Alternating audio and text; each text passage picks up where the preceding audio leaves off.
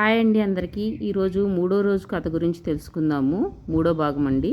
మూడో భాగంలో పెళ్ళికూతురు దీపారాధన చేస్తూ ఉండగా ఎన్నిసార్లు చేసినా వెలగట్లేదు. అందరూ చూస్తున్నారు గాలి ఎటు నుంచి వస్తుందా అని, కానీ ఎవరికీ తెలియలేదు. కొద్దిసేపటికి డబ్బని పడిన సౌండ్ అందరికీ వినిపించింది. అందరూ వెనక తిరిగి చూసేసరికి ఒక పెద్ద మనిషి తన కండువ ఫ్యాన్లో పడి కింద పడిపోవటం చూస్తారు. పెళ్లి కూతురు గబగబా వెళ్ళి ఆ మెడలో ఉన్న కండవాన్ని తీసేస్తుంది, లేదంటే ఆ ఫ్యాన్కి చుట్టుకుని అతను చనిపోయేవాడు. ఈ పెళ్లి కూతురు ఏం చేస్తుంది, మెడలో ఉన్న కండవాన్ని తీసేసి కాపాడుతుంది అతన్ని. అందరూ అంటారు పెళ్లి కూతురు వచ్చిన ఎలా విశేషం, అతనికి ఏం కాకుండా బతికాడు అని.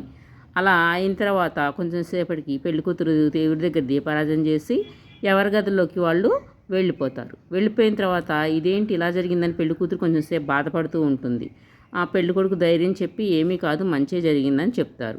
అప్పుడు పెళ్లి కూతురు పెళ్లి కొడుకు వాళ్ళ అక్క గదిలోకి వెళ్ళి కూర్చుని ఉండగా తన హస్బెండ్ వస్తాడనమాట. ఆ హస్బెండ్ ఎవరో కాదు, ఈ ఫ్యాను